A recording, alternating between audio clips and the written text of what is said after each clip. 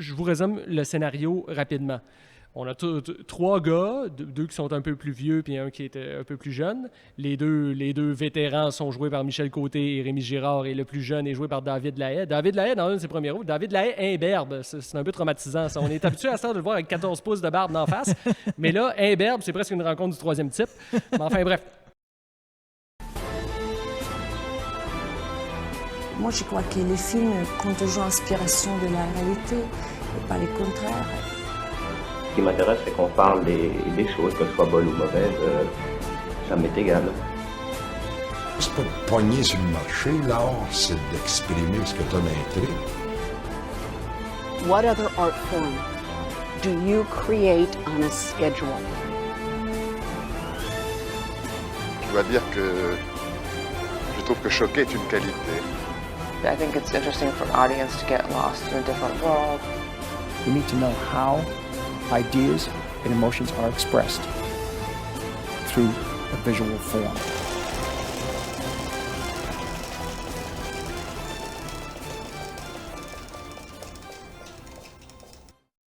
Salut tout le monde, bienvenue au Panoramique Podcast. Salut Félix. Salut Amir. Ça va bien cette semaine? Ça va très bien cette semaine. Splendide. Bien écoutez, bienvenue à Panoramique Podcast. On est dans le fond deux créateurs. Hein. Nous-mêmes faisons des films quand on peut, quand c'est pas toujours facile. Il n'y a rien de facile dans la vie, mais on s'accroche. Donc, on a décidé en fait de partir un podcast qui va être dédié à 100% à la cinéphilie. Donc, un podcast qui va jaser littéralement de cinéma. Ça va être pour les cinéphiles ou les gens qui veulent apprendre sur le cinéma. On veut recevoir en fait plusieurs invités. On a une longue et interminable liste qui est géniale. On a autant, écoutez, c'est autant des réalisateurs, des producteurs, des acteurs, actrices. Énormément de gens intéressants au Québec à rencontrer dans le domaine du cinéma. Donc, on espère qu'on va avoir l'occasion d'en voir le plus possible. Tout à fait. Et puis, le concept de l'émission, ça va être approximativement 1 heure d'entrevue avec l'invité et toujours sous forme de discussion. Et puis, on va avoir 2 chroniques. Donc, la première chronique, ça va être le plan de la semaine, donc qui va être amené par moi. Donc, je vais choisir un plan dans un film, un plan qui m'interpelle, que j'aime, peu importe pourquoi. Ça ne veut pas dire que c'est juste pour ses qualités esthétiques. Ça peut être pour vraiment d'autres raisons. Mais je vais pouvoir vous l'expliquer puis vous vendre un peu le film. Et puis, toi, Félix, ça va être quoi? Moi, ça va être la chronique anniversaire, en fait. Donc, c'est aussi large que ce que ça peut être. Ça va être soit l'anniversaire d'un film, d'un réalisateur, d'un comédien. Et puis, à partir de ça, je vais vous bâtir une chronique. Et puis, je vais vous déblatérer sur ma grande passion qui est le cinéma. Génial. Donc, ça va ressembler à ça. Et puis là, cette semaine, pour casser la glace, c'est le premier épisode et on a invité quelqu'un de super sympathique, un gars qui fait des films, donc un jeune réalisateur qui est à peu près de notre âge, Jules Falardeau.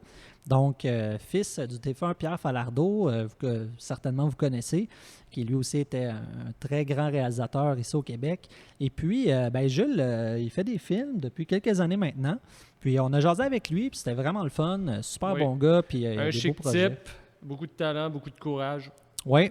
Donc, on a cette entrevue-là pour vous autres. Et puis, en deuxième partie, qu'est-ce qu'on fait, Félix? Deuxième partie, cette semaine, on va vous faire en fait un top 3 de nos films québécois préférés. Alors, manquez pas ça.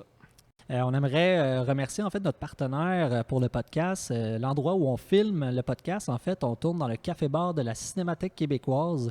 Donc, la Cinémathèque québécoise qui est une mecque, je pense, un passage obligé pour les cinéphiles. Et puis, on les remercie énormément. C'est une belle équipe. C'est des gens fantastiques. Ils sont toujours à bras ouverts pour les gens. Dès que ça parle de cinéma, eux autres sont toujours dans le projet. Donc, on les remercie énormément. Merci à eux de nous accueillir. C'est vraiment très, très, très généreux. Absolument. Et puis, sinon, on aimerait remercier les sessions de salon. Dans le fond, c'est les gars à qui on loue l'équipement. Ils sont vraiment cool. Et puis, eux, dans le fond, le concept, c'est sessions de salon, c'est des captations pour les groupes musicaux. Donc, des captations qui font un gros setup dans leur salon. Et puis, ça joue un peu entre vidéoclips et captation, disons, live. Donc, eux autres, ils font un gros setup, ils captent ça, puis c'est vraiment cool. Allez voir ça sur Facebook, en fait. Là, le concept est vraiment intéressant. Donc, on remercie l'équipe des sessions de salon. Puis, on aimerait dire un beau merci à notre technicien, donc Étienne Dagenet. Merci beaucoup pour ton aide. Merci, Étienne. Donc, voilà. Donc, on vous souhaite un bon podcast et écrivez-nous si vous avez des questions ou des suggestions ou quoi que ce soit. Ça va nous faire plaisir. Donc, bon podcast. Hey, Jules Falardeau, merci beaucoup d'être avec nous autres. Merci d'être notre premier invité à notre podcast. On est honoré, on est content de t'avoir. C'est vraiment cool. Donc, en introduction, évidemment, commencer par dire qui tu es au bénéfice de ceux et celles qui ne te connaîtraient pas. Donc, tu es cinéaste, tu es aussi chroniqueur, tu es aussi militant indépendantiste. Et comme tout un chacun sait, tu es aussi le fils du défunt Pierre Falardeau, grand cinéaste québécois dont on s'ennuie tous, grand polémiste aussi. Moi, en fait, pour l'entrevue, déjà, j'ai envie de commencer par le commencement. Je voudrais savoir, ça a été quoi le déclic qui t'a amené à vouloir faire du cinéma? Au-delà du fait d'avoir un père qui était dans ce milieu-là, à partir de quand tu t'es dit, OK, moi, c'est ça que je veux faire, c'est à ça que je veux consacrer mes énergies? Je sais même pas encore si c'est vraiment ça que je voulais. Je sais juste, je me rappelle en fait un moment où c'est ça, moi j'ai commencé à étudier à l'université en histoire parce que c'est ça qui me passionnait vraiment. Puis j'ai trouvé ça vraiment emmerdant par rapport à ce que j'avais en tête, comment on idéalise l'université. Finalement, c'était comme un cadre vraiment rigide que j'ai pas apprécié. Fait que j'ai comme sauté une année, puis à un moment donné, j'ai dit, bon, il faudrait bien que je retourne faire un bac, quelque chose. Puis j'ai regardé le programme d'études cinématographiques, puis je me suis dit, regarde, ça me tente de... Mais j'avais déjà tourné des entrevues avec Reggie Chartrand. Donc, c'était pas nécessairement que je voulais à ce moment-là faire du cinéma, c'est juste que je trouvais ça vraiment dommage qu'il n'existe rien sur Reggie Chartrand. Et puis, mon père, un des conseils qu'il m'a donné, en fait, il m'a dit, si tu veux que ça existe, il faudrait que tu le fasses toi-même. Fait que j'ai dit, bon, ben, je vais aller rencontrer Reggie. Puis, on a fait ça. Puis, j'avais déjà tourné. Puis, je l'ai monté, en fait. C'était comme parallèlement à mon bac en cinéma. Puis, avant ça, ben, c'est sûr que, tu sais, bon, avec mon père... c'est ça, il y a un regard sur le cinéma. Tu sais, j'ai grandi là-dedans aussi. J'ai joué dans Octobre quand j'étais petit. Fait que c'est un milieu qui est comme pour moi, c'est comme vraiment spécial là, d'avoir eu accès à ça, tu sais, à ce genre de plateau-là. Elvis Gratton 2 aussi. Si je peux te demander, les films de ton enfance, les premiers films, mettons, qui t'ont marqué, que tu gardes un souvenir vraiment vivace, ce seraient lesquels, par exemple? Est-ce qu'il y a des titres qui te viennent en tête comme ça? Ben, écoute, petit, moi, c'est sûr que c'est comme les dessins animés de Lucky Luke, qui étaient vraiment super bien faits. Mais même, je te dirais, des trucs comme Charlie Chaplin, 1AM, le gars, Sue qui rentre chez lui, Laurel et Hardy, c'est des affaires que mes parents me montraient. On avait une espèce de projecteur, je crois 16 mm. Puis c'est des trucs qu'on pouvait louer à cette époque-là, je crois, à la bibliothèque, puis on projetait ça sur le mur du salon. Sinon, je te dirais, tu sais, des trucs comme Terminator 2, c'est comme un gros film marquant dans ma jeunesse. C'est culte. J'ai vu ça à peu près à 7 ans, là, puis ça a pas mal... Après ça, je pense que ça a été la période d'Indiana Jones, puis... Ouais, c'est ça. Ça, c'est les films de mon enfance, là, vraiment. Ah, ben, on s'attendrait pas à ça venant quelqu'un qui a l'aura du contestataire, qui a l'aura de l'anti-impérialisme. On va y revenir plus tard parce qu'on va arriver à ton film, sur Che Guevara. On va y arriver éventuellement, là. Mais c'est sûr que, tu sais, à 7 ans, je veux dire, tu regardes pas Eisenstein ou... c'est plutôt rare, là. Moi, j'ai grandi avec des films d'action des années 90, tu sais, qui, selon moi, sont des bien meilleurs films d'action que ce qui se fait aujourd'hui.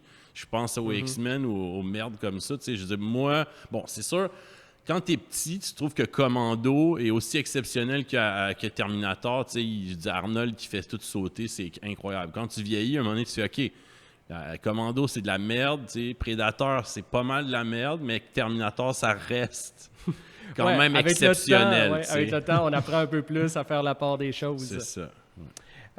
Si on revient peut-être à Reggie Chartrand, parce que je trouvais ça vraiment intéressant, qu'est-ce que tu disais. Au fond, toi, tu l'as pensé moins comme une œuvre artistique que comme un document pour l'avenir, finalement. Tu te disais, c'est la parole de cet homme-là doit porter, elle doit être entendue, elle doit traverser les époques parce que ça a été un acteur important de l'histoire quand même. Ça a été un des pionniers du mouvement indépendantiste. C'est quelqu'un qui a souffert énormément pour la cause, qui a souffert énormément pour le Québec. Donc, toi, tu voyais ça plus dans une optique de se dire, OK, il faut capter cette parole-là le plus vite possible. Dans un sens, oui. C'est sûr que moi, quand j'ai lu son livre, puis je me dis, comment ça se fait que, tu sais, des jeunes de mon âge, j'avais 20 ans à l'époque, tu sais, qu'on n'a jamais entendu parler de ça nulle part. Fait que si je suis capable de rendre accessible pour du monde, ben c'est pas une mission, mais je trouvais que c'était important. Après ça, tu sais, c'est un premier film. J'avais déjà fait des petits courts-métrages pour niaiser, mais tu sais, rien d'accompli, de sérieux. Là, c'est ça, tu te dis, bon, mais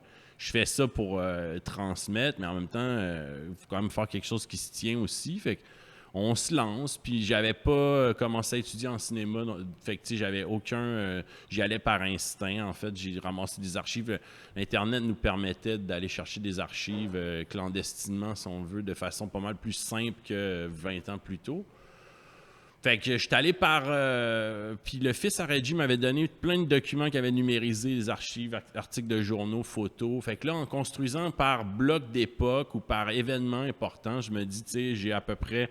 je sais pas, exemple, la manif du train de la Confédération, j'ai quelques images mouvantes, j'ai quelques photos. Je suis capable d'orchestrer sa vie de militantisme à travers ça. Tu sais. J'avais trouvé ça bien. Moi, d'ailleurs, j'ai regardé le film, justement, il n'y a pas très longtemps, puis je trouvais ça cool parce que, tu sais, comment tu as fait ton film, c'est super simple, mais c'est super bien fait. Tu sais, on comprend le film par rapport à, oui, des choses que cet homme-là a vécues, mais tu y vas par événement. Puis ça, j'ai trouvé ça bien. Je me dis, ah ouais, c'est cool d'y aller chronologiquement par événement. Je trouvais que c'est une bonne idée. Puis tu sais, ton setup, comme tu dis, c'est super minimaliste. C'est juste le monsieur assis dans un sofa avec un mur blanc. Il n'y a rien de plus minimaliste, mais il montre des vieux posters, des vieilles photos. Tu sais, puis le bonhomme en soi, il y a des choses à raconter, puis il te les raconte. Puis c'est... Moi, je veux dire, je m'intéressais pas au documentaire comme aujourd'hui, mettons. Je n'analysais pas de la même façon. Tu sais, moi, j'ai pas pensé... vraiment, est-ce que je dois avoir des entrevues avec d'autres gens qui l'ont connu et tout, qui est un documentaire un peu plus classique de TV. Moi, j'ai juste dit, je vais me pointer avec Reggie, je vais aborder ces thèmes-là, puis on verra ce que ça va donner. Si ça donne qu'une entrevue, parce que mine de rien, c'est une longue entrevue illustrée, puis avec des petits interludes musicaux qui servent un peu à ponctuer le truc. Fait que j'ai pas... penser formellement beaucoup plus loin. Je suis vraiment juste allé à l'instinct, puis avec ses qualités, ses défauts, mais le truc existe. Puis quand Reggie est décédé, ben, je me suis comme retrouvé avec l'espèce de référence mémorielle de Reggie Chartrand, chose que j'étais comme assez flatté. Là. Ben oui, parce qu'il est décédé, je pense, 3 ans après ou 4 ans, 2013-2014, je pense. Je me rappelle pas exactement, mais... Ma mémoire est bonne, là, mais... En fait, ce qui est arrivé, c'est que Reggie, au moment de l'avoir tourné, j'avais montré une version, peut-être, tu sais, je l'ai tourné, je pense, en 2005. Puis j'y ai montré une version probablement en 2006. Puis Reggie, ben, comme il a été arrêté beaucoup de fois dans sa vie, puis il était vieux, ben, lui avait peur de retourner en prison quand ce film-là allait sortir. Donc, par respect, je l'ai comme mis dans un tiroir. Tu te dis, c'est plate, c'est ton premier film que tu te mets des heures dessus. Puis à un moment donné, son fils, il l'a vu. Puis son fils, il dit, hey, ce petit gars-là, il a fait quelque chose d'exceptionnel. Tu sais, tu devrais... Fait que finalement, Reggie m'a donné le go. Puis en 2005 ans plus tard, on l'a sorti. OK. Ouais. Donc, c'est ça qui explique aussi le délai qu'il y a eu. C'est que c'est encore une histoire qui était très. Je veux dire, moi j'ai dit, on est devenus amis, moi et Reggie. J'allais le visiter à une maison de personnes âgées. Fait que il était comme hors de question que j'aille contre sa volonté. Puis quand tu fais du docu, c'est pas. T'as pas les mêmes...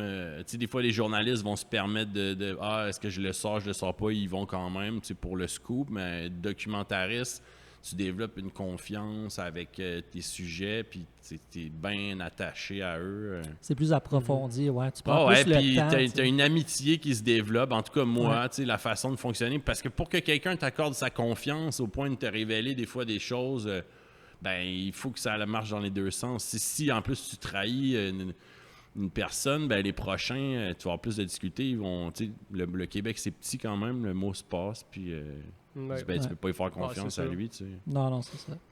Sinon, si on peut basculer un petit peu plus vers le cinéma de fiction, parce que tu y as touché un peu à quelques reprises dans du court-métrage, mais tu as aussi fait un film qui s'appelle Gaétan, qui lui est un moyen-métrage, donc qui dure de presque 1 heure.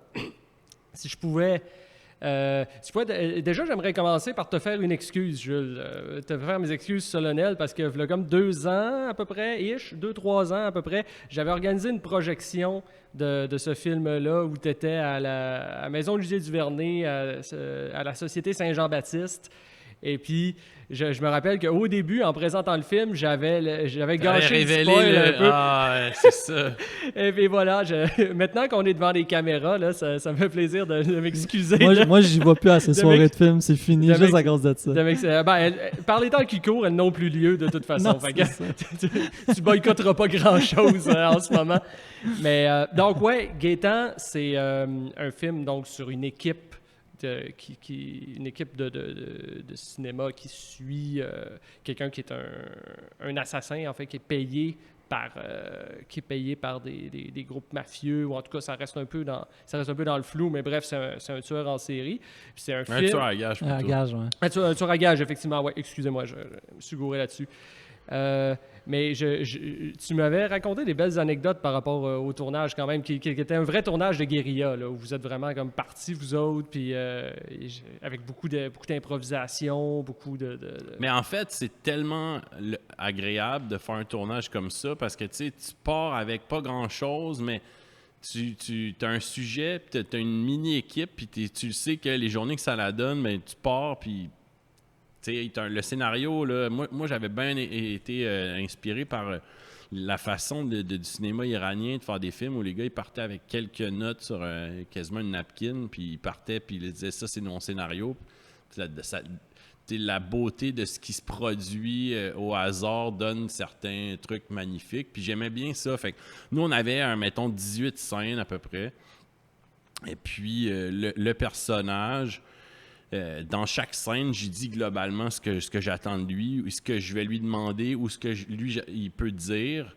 Puis je laisse aussi place à voir comment il peut me surprendre. Donc j'y demande certaines choses qu'il ne s'attend pas, puis voir ce qui peut me sortir. Puis c'est souvent ça qui donne des trucs. Donc, en mode guérilla, on a tourné pendant à peu près 2-3 semaines. Puis après, le montage était aussi en mode guérilla.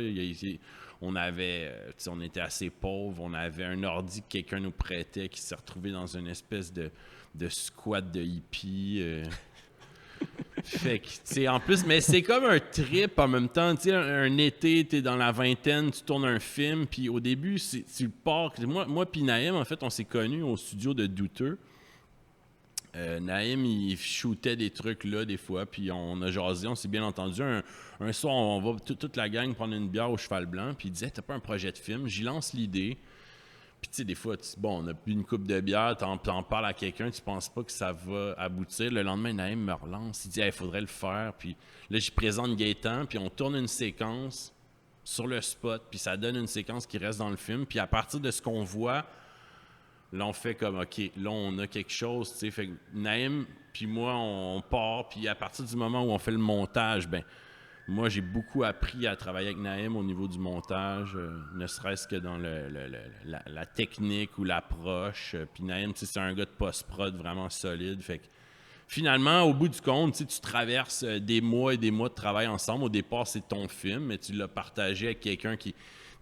On vit les mêmes choses au bout du compte. Alors, tu dis, c'est notre film. On l'a co-réalisé. Moi, ouais, lui, c'était plus le Michel Brault, puis toi, t'étais plus le Pierre Perrault. c'est ça, mais du duo. C'est drôle parce que des fois, dans les institutions, ils vont dire, ah ouais, mais tu sais, il n'a pas de signature. On ne sait pas s'il a une signature parce qu'il fait surtout des co-réalisations. Mais tu dis ça, c'est tellement absurde que quelqu'un te dise ça parce que, tu sais, tu fais un film, c'est plus une question d'ego, genre mon nom, mon film. Si tu vis quelque chose avec des gens et vous le portez à bout de bras jusqu'à un certain point, il n'y a plus de question de moi ou de... Ouais, en tout cas, moi, je le vois de même. J'ai parlé de Brault-Perrault, justement, c'est une mentalité qui était absente à l'époque. Ça. C'est à peine, tu regardes les génériques, c'est juste un film de... Puis là, tu as la liste de personnes qui ont travaillé là-dessus. Fait que tu n'as pas cette espèce de vision auteuriste...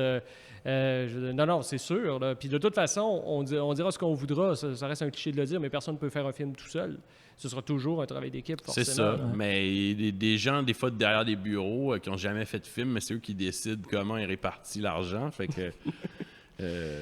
Non, mais écoute, c'était une belle aventure. Puis pour nous, la consécration, tu sais, je veux dire, on part ça comme une espèce de blague, puis finalement, ça devient un film. Puis finalement, le FNC nous sélectionne ces sélections long-métrage, puis on se retrouve à vivre le FNC, qui était un magnifique festival. Tu sais, oui, puis, un excellent festival. Oui. Puis c'était comme vraiment une belle expérience pour nous. Là. Qui était des affaires plus politiques, j'ai l'impression que je me rends pas jusqu'au FNC avec d'autres trucs, mais ça, il y a le côté un peu éclaté qui peut faire penser des fois à du Robert Morin ou des trucs comme ça qui a plu, puis on s'est rendu là. Ouais, ça te permet une sorte de liberté, tu sais, tu fais libre à ton imagination, puis ça donne ça. Puis bon, mais c'est sûr que je suis pas niaiseux, il y a certaines pointes aussi qu'on se permet de glisser pareil. Tu sais, le gars, il va parler de meurtre, mais tu sais, ce qui est drôle, c'est qu'il y a du monde que c'est des choses qui les choquait plus. Finalement, c'est comme si tuer des gens, c'était la chose la moins grave que le personnage faisait, tu sais. Il y a des propos homophobes ou bien il parle de comment il vivait le racisme à partir d'une bande d'Inuits, tu sais, qui avait été raciste envers lui. Puis là, finalement, il y a des trucs qui choquaient les gens, mais finalement, tuer du monde, c'était pas si grave. Non, mais c'est drôle, ça me fait penser quand il y a eu le premier Godfather qui est sorti, une des scènes qui a le plus choqué les gens, c'était la fameuse scène de la tête de cheval. La tête de cheval dans le lit du producteur hollywoodien. Puis Coppola, lui, était catastrophé. Il dit, mais il y a plein de monde qui se font tuer dans mon film. Mais ce qui a dérangé, c'est la tête de cheval qu'on a trouvée dans un abattoir. On n'a même pas... C'est même pas nous qui avons tué le cheval. On l'a juste... c'est bon. C'est génial. Ça. Non, mais est-ce que... Ça, c'est quelque chose, si je peux me permettre de faire un petit parallèle, parce que on sait que ton père, dans sa pratique comme cinéaste, il a souvent vécu ça, justement. Ces espèces de petites controverses, tout ça, qui font en sorte qu'on essaie de lui mettre des bâtons dans les roues puis qu'on essaie de lui empêcher de faire des films. Est-ce que tu as l'impression que... comment je pourrais dire? Est-ce que tu as l'impression que c'est encore le même contexte qu'à son époque? Est-ce qu'on piétine encore à ce niveau-là? Ben, tu sais, on aurait tendance à se dire c'est pire, c'est moins pire. J'ai aucune idée. Je pense que ça s'équivaut. Je pense qu'il y a plus de gens qui font des demandes pour faire des films, puis les institutions ont le choix de justement, tu sais, sur 150 projets, mettons qu'ils en prennent 15, ben, ils ont le choix de... Moi, je les lis, les synopsis des projets financés, puis c'est comme rendu burlesque, là. Mais... On sait pas si on se met dans merde en continuant là-dessus. Ah, ben, c'est moi, regarde, c'est moi, j'assume, mais vous n'avez pas à vous mêler de ça. Moi, je fais juste dire ce que j'en pense, puis... mais tu sais, de toute façon, le podcast est fait pour discuter, puis tu sais, je veux dire... veut pas qu'on en parle ou qu'on en parle pas, ça fait partie d'une réalité. T'sais. Mais je pense qu'à la base, le milieu du cinéma, c'est déjà difficile pour tout le monde qui veut percer. Le cinéaste de la relève, bonne chance, c'est combien qui va en émerger avant de se rendre. Mais en plus, si tu as l'espèce de si on pourrait dire quasiment un boulet supplémentaire de vouloir faire des trucs politiques, ben, tu te butes à une forme de censure. On ne dira jamais comme ça, mais ça reste que c'est ça pareil. Puis... Ouais. Ça reste que, comme tu dis, ils ont le beau jeu de faire l'écrémage parce qu'il y a tellement de monde qui essaie de ma préférée, moi, c'est d'entendre... on a reçu trop de beaux projets cette année. Tu dis... Puis là, après, tu vois l'année d'après, les beaux projets qui ont été acceptés. OK, c'est ça. Peu de beaux projets trouvent leur public, hein, si on regarde les... mais c'est vrai qu'il y en a... Je veux dire, malgré tout, quand ils font pas que des choix mauvais, il y a du monde qui réussissent à faire des beaux films. Oui. Il faut mais je pense qu'il faut être persévérant malgré tout, puis il faut être... tu sais, je prends quelqu'un, mettons, moi, que j'aime beaucoup, René Beaulieu, qui enseignait à l'Université de Montréal, je l'ai connu là. Ouais, je l'ai eu comme prof. Oui, c'est ça, fantastique. Puis elle était, tu sais, ses premiers films, ils ont dit non. Puis elle a dit, OK, moi, je vais m'organiser, je vais me trouver de l'argent, puis je vais les tourner. Puis, je veux dire, aujourd'hui, j'imagine que ses prochains films vont finir par être financés, parce que, tu sais, comme il était invité... Surtout que son dernier film, je crois, a été quand même un succès d'estime assez fort, entre autres dans les festivals, un gros succès critique. Là. Ouais. Donc, mais tu sais, je veux dire, c'est quand même, c'est fou, là, c'est que faut que tu fasses chevronné, il faut que tu fasses 2 longs métrages sur ton bras quasiment avant de te rendre. Fait que, en partant, tu dis peut-être que j'ai pas envie, moi, de jouer dans cette ligue-là, puis attendre toujours. T'sais. Même des cinéastes établis comme Bernard Raymond, tout le monde attend son tour pareil, puis finalement, tu fais un film aux 4, aux 6 ans, puis rendu à un moment donné, tu te dis, bon, mais si on me laisse pas travailler... fait qu'imagine, rajoute-toi ça, tu fais un film du point de vue des felkistes, c'est comment... c'est quand on y pense que ça a pris 15 ans, une fois que tu connais un peu la façon de faire, c'est un tour de force que le film a existé. Mm-hmm. Tu fais référence à Octobre. Oui, bien sûr. Ouais. Là, est-ce qu'on... Je sais pas si toi, tu avais autre chose à dire. Moi, je sauterais tout de suite dans le Journal de Bolivie, personnellement. Oui, moi, moi aussi, je serais vraiment embarqué là-dedans, qui est ton, dans le fond, qui est ton plus récent film. Tu l'as sorti l'été passé. C'est un film qui a bien fonctionné en salle, on peut le dire quand même, qui est resté plusieurs semaines à l'affiche déjà pour un documentaire. C'est déjà quelque chose qui mérite d'être souligné. Personnellement, en pleine pandémie aussi. En pleine c'était pandémie. Comme vraiment, Ben on oui. avait l'impression que... Moi, en fait, ma grosse crainte, c'était que le film sorte et puis que les cinémas referment la semaine en plein milieu. Où c'est arrivé à des films. Oh oui, c'est sûr. Le gars a eu le temps de faire sa tournée de promotion, puis il n'a même pas vécu une première fin de semaine. Il quitte l'affiche. Finalement, il ressort 6 mois plus tard, mais tu vas pas refaire une autre tournée d'entrevue pour... Ah ben non, c'est sûr, ça a été un contexte vraiment très difficile. Mais pour ça, c'est sûr, c'est plate parce que tu travailles sur un film pendant, mettons qu'on c'est 4 ans à travailler là-dessus. T'as le goût de vivre une première. Moi, j'en ai déjà vécu d'autres avec une salle de 250 personnes pleine, puis il y a comme une fébrilité puis une ambiance qui est super. C'est comme l'accomplissement. Tu livres quelque chose. Là, tu arrives, puis ta première, c'est maximum 50 personnes. avec distanciation, avec masque. Mais en même temps, la volonté, ça, mais t'es comme quand même reconnaissant que ça puisse se faire malgré tout, puis que tu vives pas, qu'il soit juste pitché en ligne de la façon que le monde consomme. Un film en regardant, en faisant pause, en étant sur le téléphone en même temps, tu te dis, aïe, tu fais ça pendant 4 ans au moins, c'est ce que le monde peut vivre. Parce que l'expérience, moi je trouve que ce film-là, en salle, est vraiment agréable, je pense, parce que c'est comme tu as le côté road movie, où quand tu le vis en salle, tu finis, t'embarques dans le trip, puis en tout cas, moi, je le revis comme ça à chaque fois que je l'ai vu.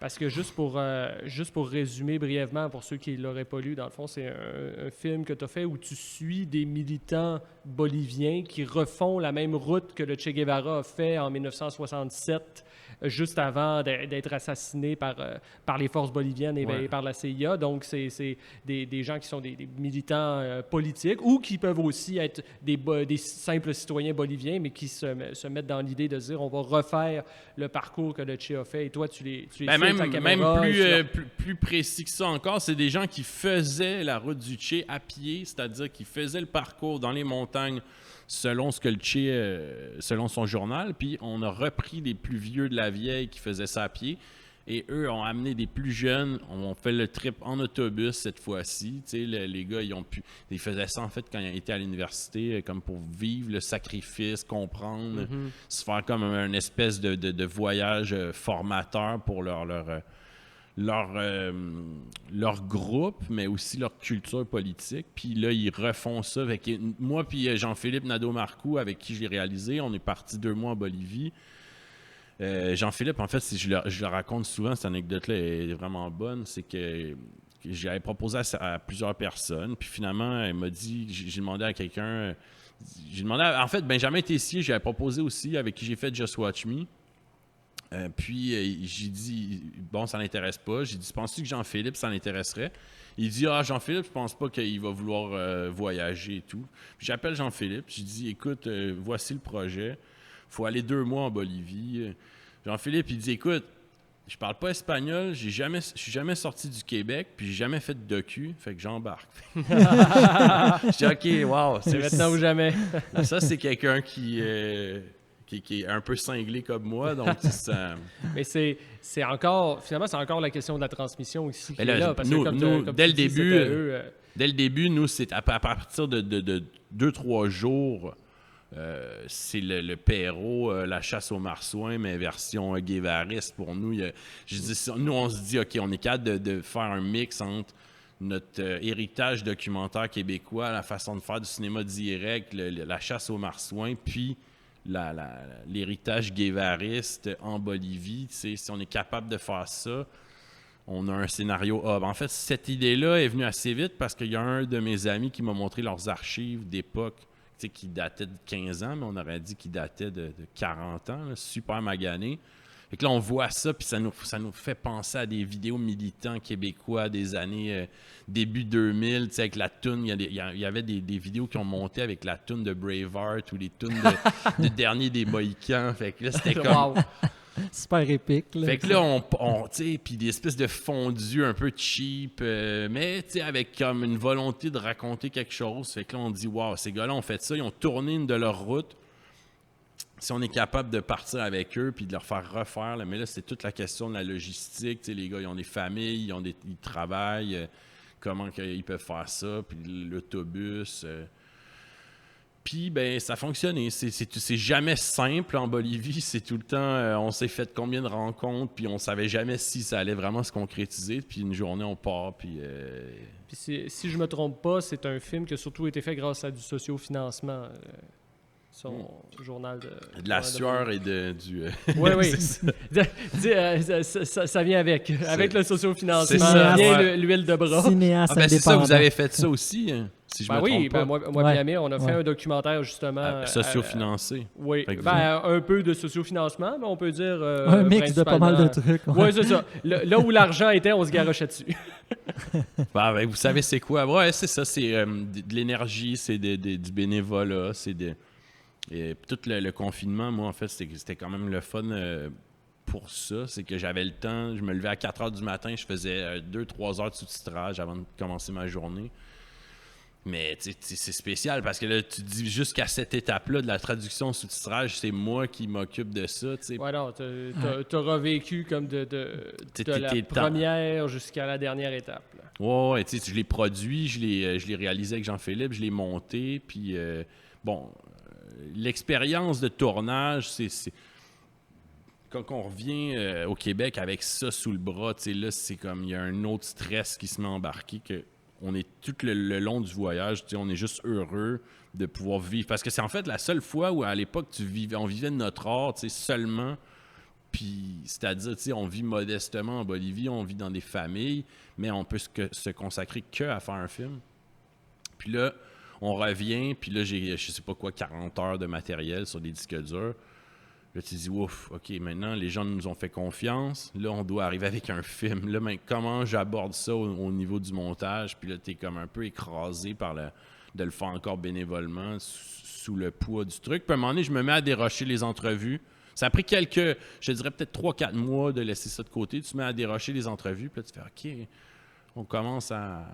Comme cinéaste aussi, on veut toujours que les gens paraissent bien aussi dans notre film. C'est toujours comme une préoccupation qu'on a pu faire le film grâce à eux, donc on veut absolument qu'ils paraissent bien dans le produit final. Que ça se tienne aussi. Puis tu sais, nous, on savait qu'on l'avait, mais à partir du moment où on a shooté des shots de muralistes qui créent une fresque du Tché, tu sais, qui est comme échelonnée sur tout le film, dès qu'on a eu ces plans-là, tu sais, on savait que là, on commençait à avoir du matériel. Il y avait une narration. Il y avait une narration, puis il y avait un esthétisme. Puis là, quand, en fait, la route du Tché, c'est le nœud, c'est le noyau. Mais là, après ça, c'est ça aussi, c'est tout un souci technique. Tu dis, bon, on a tant de batteries, on a tant de cartes. On s'en va, on ne sait pas quelles conditions. On va-tu pouvoir recharger les batteries? Non, sans doute pas. On va-tu pouvoir vider les cartes? C'est comme, on voyage en mode guérilla, fait que je vais laisser... Regarde, on va au bout de nos 12 cartes, mettons. J'ai des 64 gigs, puis on a 12 batteries, mettons. On va au bout de ça, puis on a calibré nos affaires pour finir la dernière batterie dans l'autobus au retour la nuit. Il nous en restait encore un peu, mais c'était comme... de pas shooter n'importe quoi à ce moment-là. Tu peux pas te permettre de faire des plans de merde. Ça nous ramène aussi comme le côté matériel du cinéma qu'on a peut-être perdu un peu maintenant qu'on fait plus des films en pellicule. Avant, tu avais une quantité de pellicules, fallait que tu... Mais vous autres, vous avez vécu c'est ça, on l'a rationalisé, là, tu sais, puis je me rappelle, en fait, ça, c'est une bonne anecdote aussi, c'est qu'il y a un de mes amis qui était dans Juventud Libre, donc le groupe guévariste, puis on est supposé le ramasser dans son petit village, un petit village où j'étais allé la première fois que j'étais allé en Bolivie, très peu touristique. On est supposé le ramasser là. Finalement, on arrive, il nous dit je pourrais pas venir. Tu sais, le gars est sociologue et fermier. Il dit je dois m'occuper de mes vaches, mais tu sais, passez quand même dans mon village, je vais vous donner un cadeau. Et là, il nous donne des bouteilles d'alcool de maïs qu'il fabrique, que les gens fabriquent là-bas.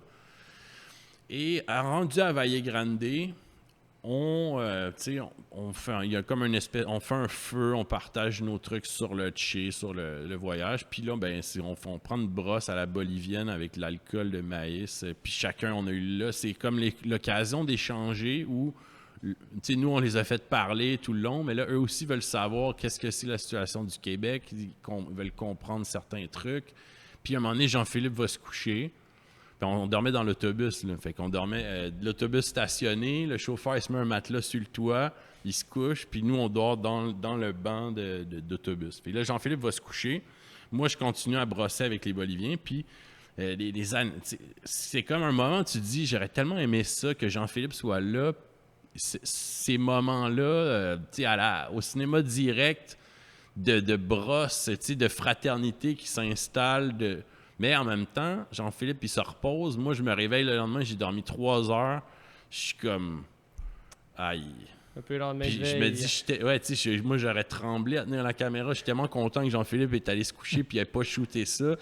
Parce que le lendemain, on a eu un moment donné, moi, je commence à me sentir pas bien. Je vais faire une sieste une demi-heure. Jean-Philippe, il entend les gars chanter dans le fond de l'autobus. Puis il dit, je vais aller shooter. Puis là, tu sais, la confiance s'établit depuis le début jusqu'à là. Là, on est rendu qu'ils nous font confiance, on est devenus des chums, fait que la distance se raccourcit, on a une certaine distance, puis là, les entrevues, les Boliviens sont bien stoïques, sont bien...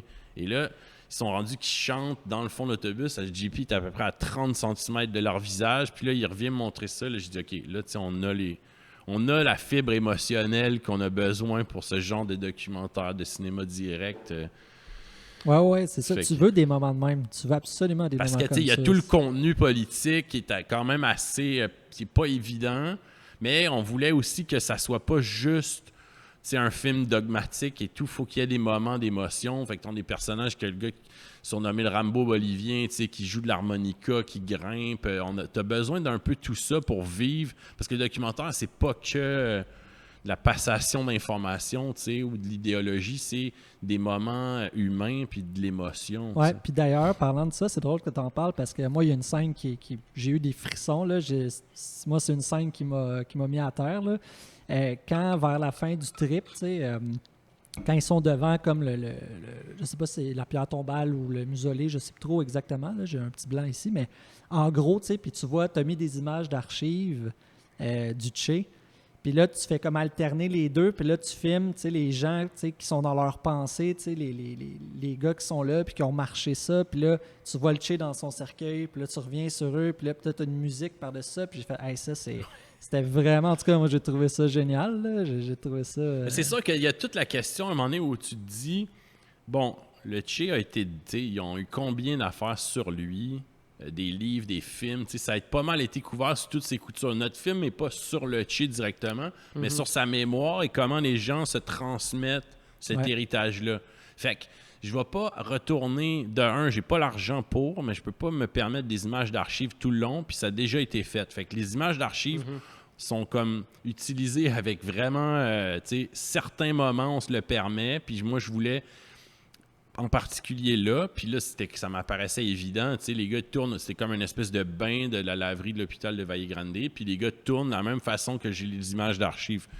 Fait que moi, je suis comme, OK, c'est comme un peu évident que j'ai pas le choix de faire ça. Puis On a essayé de mettre des chœurs russes à un moment donné, mais les Russes coûtaient trop cher. Fait que finalement, on s'est retourné avec des moines bulgares qui sont, à mon avis, c'est encore meilleur, tu sais. Puis, Ben, au niveau d'ailleurs, au niveau justement de la musique, je me rappelle, on s'en était parlé une fois Ouais. parce que justement, bon, il y a tout un imaginaire qui vient avec cette musique-là, mais entre autres, tu as quelque chose d'assez intéressant à raconter parce que dans la bande sonore, il y a une musique de Mikis Theodorakis, grand compositeur Ouais. grec, très politiquement engagé Ouais, qu'on connaît ouais. parce qu'il a fait la musique de Z, de Ouais. Costa Gavras, Ouais. entre autres. Et puis, tu me disais, Theodorakis a vu ton ben, film. il est supposé l'avoir vu parce qu'en fait, c'est mes producteurs, tu sais, la maison production Fort Bleu de Québec est embarquée dans le film au moment de la post-prod, du montage. Qui ont donné un coup de main. C'est Ludovic Fleury qui est un des producteurs là, qui est aussi mixeur de son, concepteur sonore. Donc, lui a fait toute une énorme job au niveau du son. Chose que, tu sais, moi, j'ai certaines compétences. Dans plusieurs domaines, je me débrouille, mais au niveau du son, j'ai besoin de quelqu'un comme Ludo qui arrive avec ses talents, une fraîcheur puis un travail. Fait que là, au niveau de la musique, il y a... moi non plus, je sais pas trop comment ça se passe négocier des droits. Donc, aussi, Fort Bleu a été comme vraiment utile. Et ils ont contacté l'agent de Theodorakis, puis on dit, voilà, on utilise une chanson dans notre film. Est-ce que vous nous permettriez de le faire? Puis là, lui, il a dit, bon, ben écoute, ça va être, je sais pas quoi, l'agent a dit, c'est 10 000 $, mettons, la toune. Je suis comme, écoute, c'est comme 75% du budget du film, tu sais. Fait que là, ils ont proposé un montant, puis le gars avait dit, ben écoute, si lui il aime le Tché, donc s'il voit votre film puis il apprécie, lui il a connu le Tché, supposément, c'est ce qu'il dit. Ah ouais. Donc s'il aime le film, tu sais, fait que finalement, ils nous ont cédé pour, je sais pas quoi, 2000 $. Ah, bon, il a aimé Ce qui est le film. quand même un montant considérable pour une pièce, mais en même temps, regarde, moi, je m'étais accroché à cette idée-là de finir avec la toune de Theodorakis. Fait que j'étais bien content de la... Oui, puis aussi, autre anecdote, autre chose qui est vraiment intéressante à raconter, c'est que tu as eu l'opportunité de présenter ce film-là à Cuba, dans un festival de films là-bas, qui est un festival de films engagé.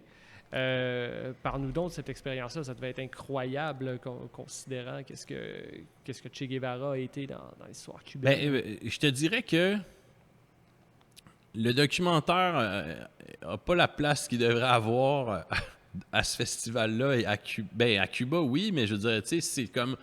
on va donner beaucoup plus d'espace à des espèces de productions avec Benicio del Toro, des salles de 1000 personnes. Et tu sais, le documentaire est comme dans des petites salles l'après-midi, un peu glauque. Mais nous, tu sais, de vivre ça comme première mondiale à Cuba, de vivre le festival de la Havane, tu sais, je veux dire, qu'est-ce que tu peux demander de mieux que tu as travaillé sur un film 4 ans, tu l'achèves, tu vas fumer des cigares après avoir été voir des films d'auteurs brésiliens. Tu sais, quand tu es un cinéphile, c'est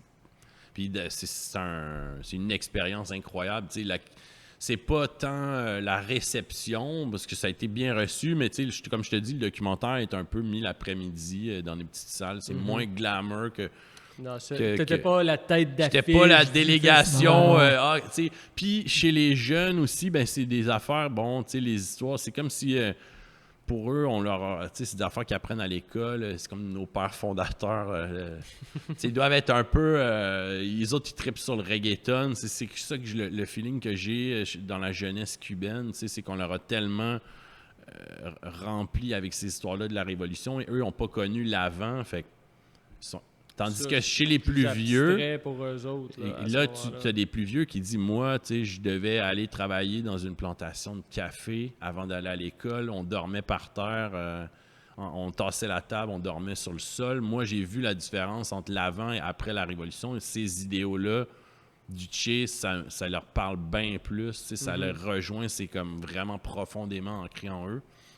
Parce que si je peux me permettre de dévier un petit peu, parler un peu de politique, bon, je sais pas, est-ce que j'ai le droit, Amir? Est-ce que j'ai le droit de parler politique? Ouais, mais M'autorises-tu? faut parler de cinéma. Ouais, hein? non, ben c'est ça. Ça, je te demande avant. non, Est-ce que ça va mal passer? Ben, Non, regarde, mais c'est parce que- par la bande, on réussit. C'est hein. ça, exact, par la Ben, bande. non, mais c'est parce que l'actualité, quand même, ben, surtout, ben, pas seulement l'actualité récente, mais depuis ce qui s'est passé depuis que tu as fini le tournage de ce film-là. On a vu ce qui s'est passé en Bolivie, l'espèce de tentative de coup d'État qu'il y a eu, qui finalement, Tentative réussie, en fait. ben, là. tentative réussie dans la mesure où Morales, qui était le dirigeant, qui incarnait la gauche, a dû quitter le pouvoir, mais la gauche a repris le pouvoir par après aux élections. Ouais. Donc, c'est pour ça que je dis que ça n'a peut-être pas marché aussi bien que ce que les putschistes auraient voulu.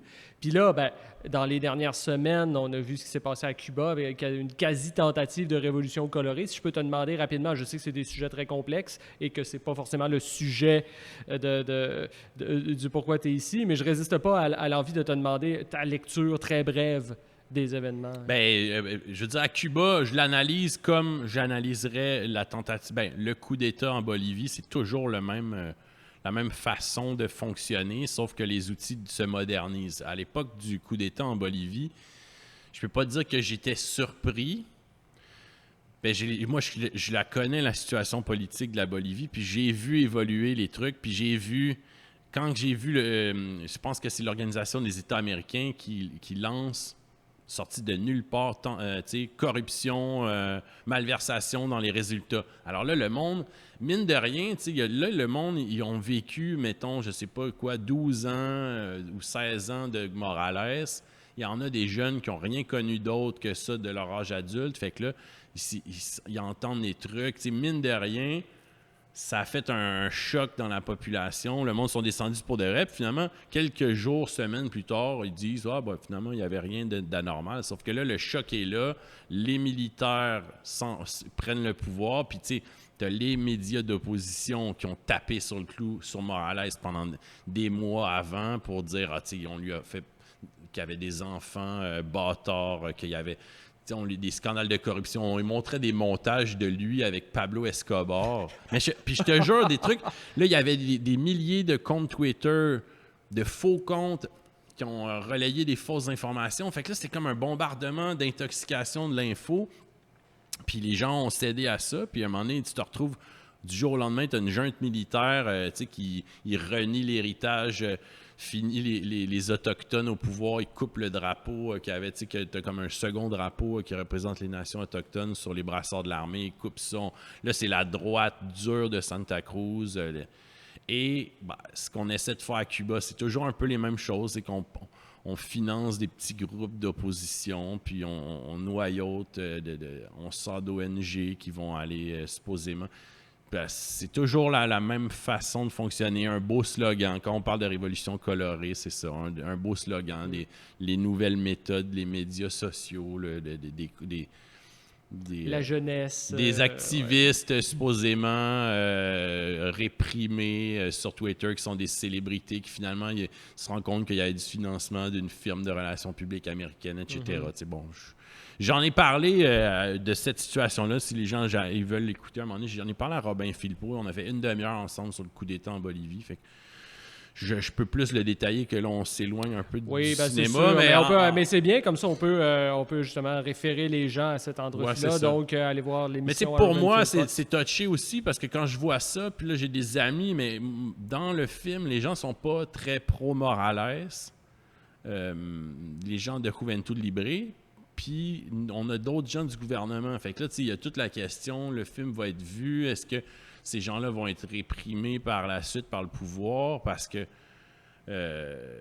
moi, au moment où il y a le coup d'État, il n'y avait pas encore de pandémie à ce moment-là, on ne savait pas, mais j'allais pas montrer Journal de Bolivie en Bolivie avec un gouvernement où c'est de la junte militaire au pouvoir. Et pour moi et pour les gens qui apparaissent dedans, c'est dangereux. Là. Rester à l'affiche encore moins longtemps qu'avec la pandémie, j'ai l'impression. Ben non, mais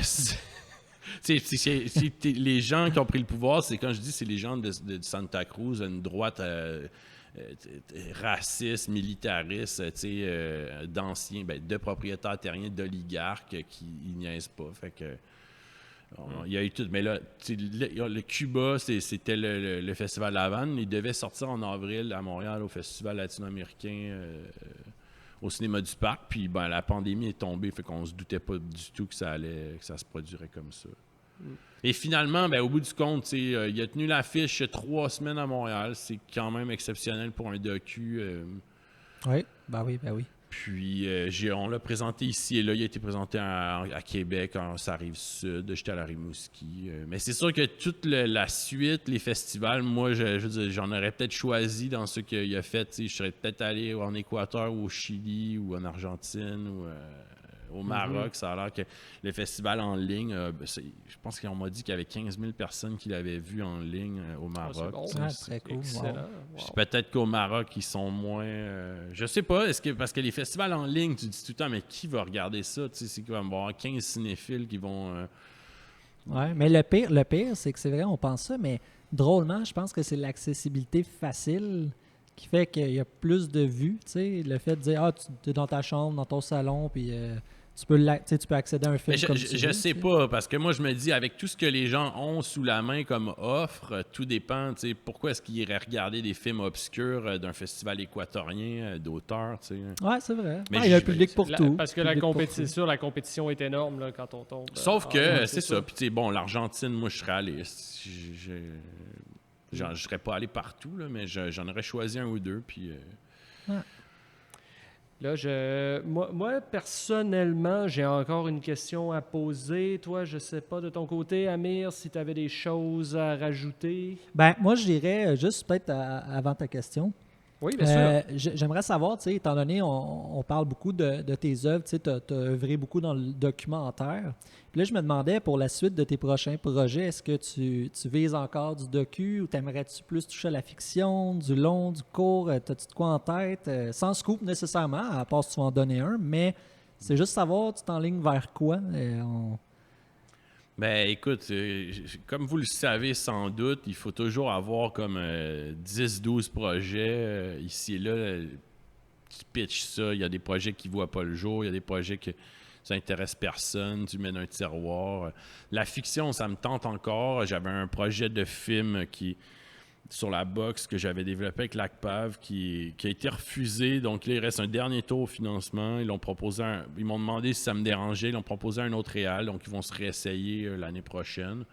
J'avais un court-métrage écrit sur un prisonnier politique basque au Québec je me suis comme pas découragé, mais devant le refus des institutions, j'ai dit, garde, j'ai déjà le Journal de Bolivie que je fais sur le bras. Mettons-le dans un tiroir, puis on le ressortira un jour, tu sais.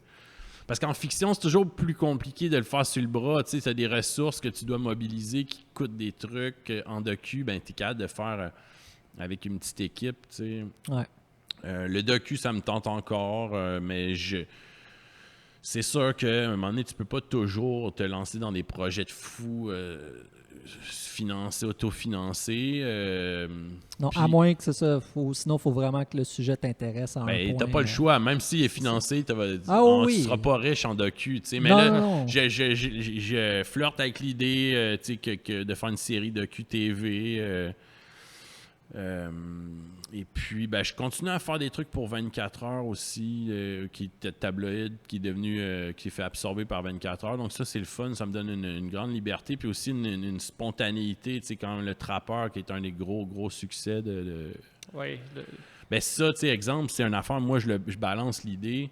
On dit oui, je m'en vais le tourner, puis 3 semaines plus tard, il est sorti. Ça prend pas 4 ans, puis de passer devant des comités. C'est ça. T'as pas l'espèce de lourdeur, mais en même temps, ça permet d'attirer l'attention des gens comme ça. Sur des personnages intéressants, sur des c'est un phénomènes. format qui est plus peut-être accessible. C'est le web. Les gens ont tellement de choses à consommer que tu es capable de leur pitcher un petit court-métrage docu. Parce que moi, j'appelle ça du web docu. C'est pas... Moi, j'ai l'approche docu, puis souvent, mon caméraman avec qui je travaille a la même approche. On n'est pas dans le reportage radio-canadien où tu as comme on fait une entrevue avec 3 sujets différents. On met un petit peu de stock shot au début, au milieu, à la fin. On book ça, je fais mon petit pitch. Nous autres, on y va vraiment, on se garoche là-dedans. On a c'est ça, le Trappeur, c'est vraiment les mentalités film de l'ONF, mais on fait ça vite, là, on n'a pas de... fait que c'est ça. Je suis encore intéressé par les mêmes choses. Fiction, docu, j'ai un peu de tout, mais je sais pas qu'est-ce qui va fonctionner en premier. Non, c'est ça. Ah, ben. Puis je voulais avoir ton opinion à propos de la controverse qu'il y avait eu au dernier gala Québec Cinéma autour du film Les Roses. Parce que, bon, pour ceux et celles qui n'auraient pas suivi la question, au départ, le film de Félix Rose, donc qui est sur la famille Rose qui a été impliquée énormément durant la crise d'octobre 70, dans le fond, ce documentaire-là, au départ, n'était pas dans la liste des films pour le prix du public pour lequel les gens votent. En fait, il était nulle part. Il était nulle part du tout. Il était nulle part du tout, effectivement. Et puis, finalement, il y a eu toute une controverse autour de ça parce que c'est un film qui avait très bien fonctionné en salle, ce qui est déjà... On parlait tout à l'heure du fait que c'est difficile d'attirer les gens en salle avec du documentaire, mais ce film-là l'avait vraiment réussi. Je pense qu'il est resté 6 semaines ou 3 mois. Facilement, là. Ah, oui. En tout cas, c'est impensable qu'un docu fasse le top 5 du box-office au Québec. Tu te dis, wow, juste ça, normalement, il aurait dû se retrouver d'office dans les prix du public, puis ils ont décidé de changer les règles, blablabla. Bon. Mais au départ, en fait, moi, ce qui m'a fâché sur le coup, c'est que je me dis, OK, ils l'ont même pas. Il est nulle part dans aucune catégorie. Je dis, c'est un film. Est-ce que c'est le meilleur film de l'année? Je sais pas. J'en ai vu, je te dirais, peut-être 75-80% des docus, mettons. Est-ce que c'est le meilleur? Moi, je trouve que c'est un excellent film. Est-ce que c'est le meilleur? Je sais pas, mais comment tu peux l'effacer complètement? T'sais, il n'est pas dans le meilleur montage, il n'est pas dans la meilleure musique, il n'est pas dans la meilleure réalisation, il est nulle part. Il est vraiment comme si c'est aligné, on l'a effacé, on l'a gommé, la photo de Trotsky. Puis, fait que là, moi, je fais juste une publication sur les réseaux sociaux parce que, en plus, mes producteurs ils me disent on voudrait inscrire le Journal de Bolivie au gala. Moi, je dis, si vous faites-le, moi, ça me dérange pas, mais moi, je m'en mêle pas.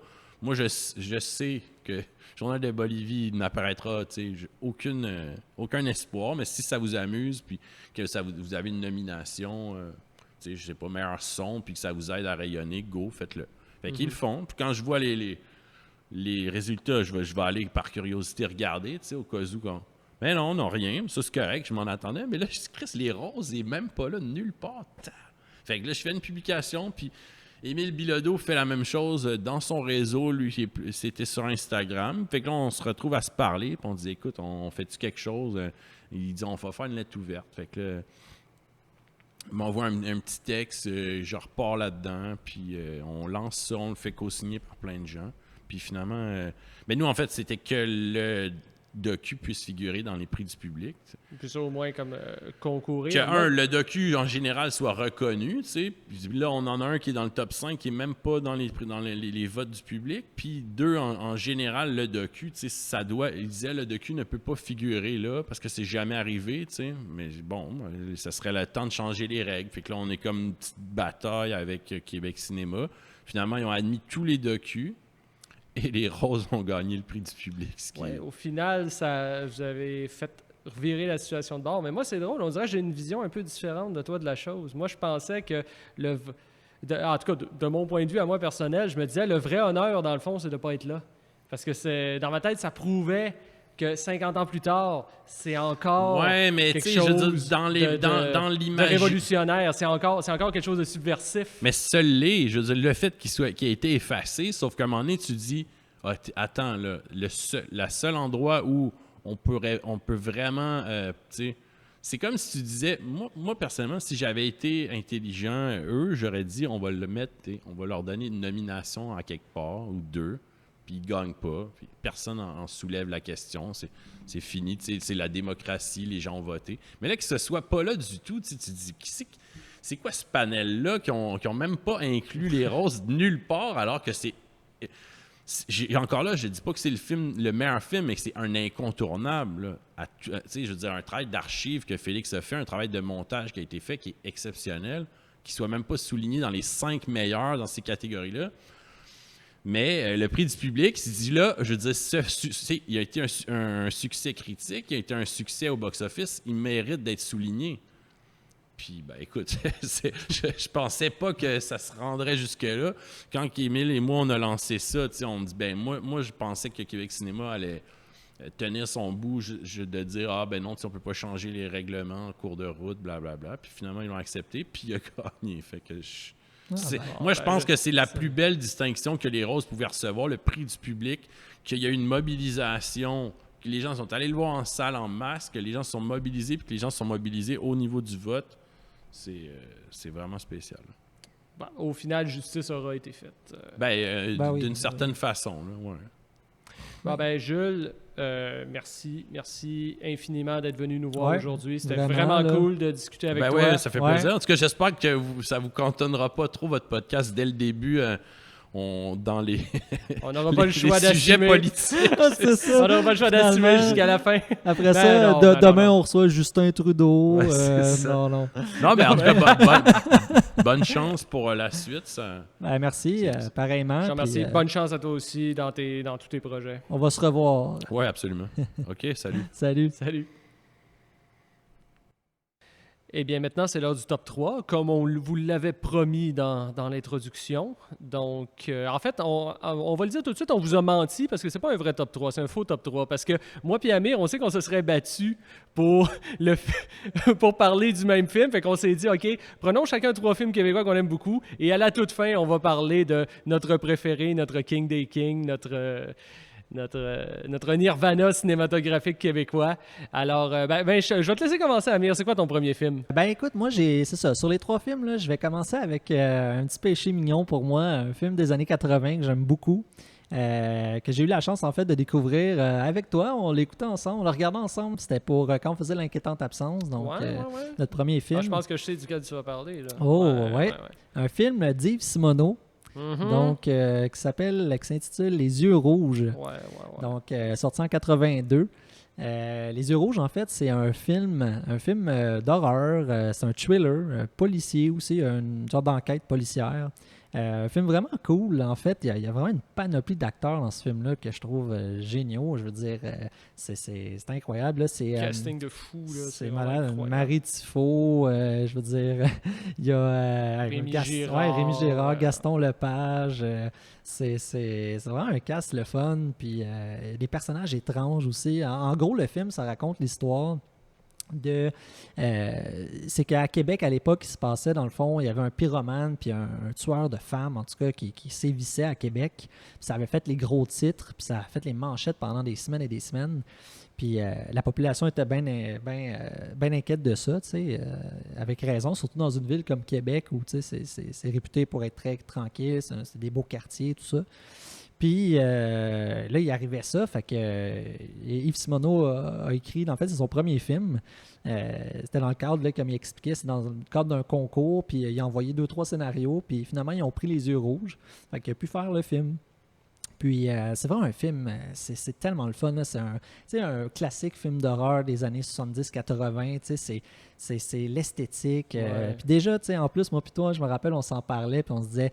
Il me semble esprit faire des films au Québec. Tu veux faire un film, mettons, un film historique ou de genre, tu veux filmer à Québec. C'est tellement une moi belle je comprends ville. pas comment ça se fait qu'il y a si peu de films qui se tournent à Québec. Il me semble que les quelques rares films qui ont été tournés là, ils ont tous quelque chose de spécial. Je veux dire, moi je suis un gros fan de I Confess, le film d'Alfred Hitchcock qui se passe à Québec. C'est vraiment, cette ville-là ajoute une atmosphère particulière, puis je comprends pas pourquoi on l'a pas plus exploité. C'est vrai, ouais. Puis je pense que ça a été quand même bien fait dans le film d'Yves Simoneau parce qu'on a vraiment l'impression, tu sais, les murs de briques, c'est super... C'est tellement renfermé, puis il y a un tueur qui rôde là-dedans, puis c'est vraiment cool. Il y a des scènes vraiment...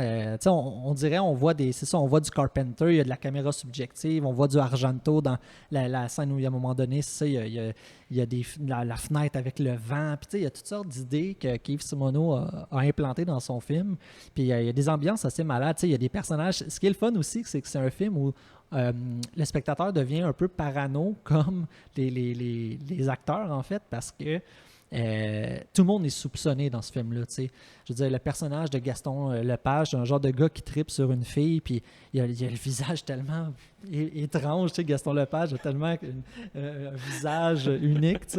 Puis à l'époque, encore plus, on dirait, puis il tripe sa fille, puis il l'espionne, il la suit, puis il n'est pas méchant, mais il est louche.